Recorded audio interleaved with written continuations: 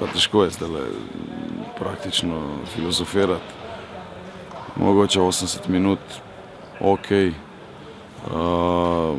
potem pa 10 minut, ko da se je v bistvu vsa nesreča zgrnila na nas. Presekal nas je verjetno že malo prvi gol, pač individualna kvaliteta igralcev zadev, tako kar je mogel zadeti.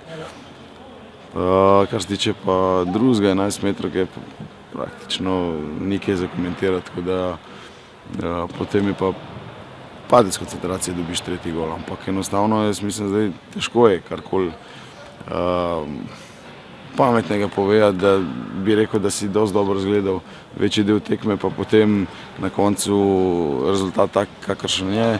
Mi smo imeli v bistvu v prvem polčasu mogoče pobuda Maribora, ampak imeli v prvem polčasu par priložnosti.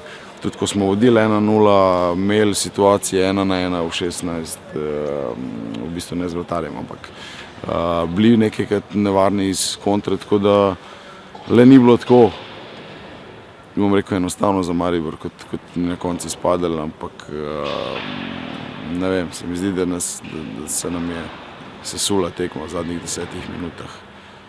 Zdaj zakaj, kako je pa težko komentirati.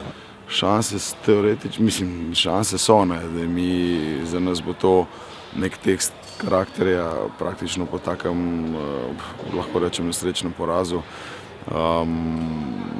Kako bomo praktično izgledali v Mariboru. Zdaj šanse so, ne, ampak to pomeni, da bi enostavno mi mogli Maribora premagati verjetno s 3 goli razlike, ne, tako da naloga je težka, mi enostavno ne bomo, pač nogometno je vse možno, ampak jaz mislim, da bo to predvsem bolj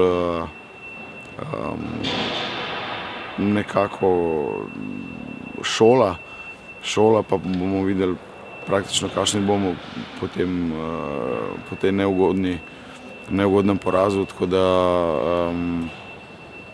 se bomo pač probali nekaj iz tega naučiti in popraviti zgodbo v Maribor, kolikor se bo dalo.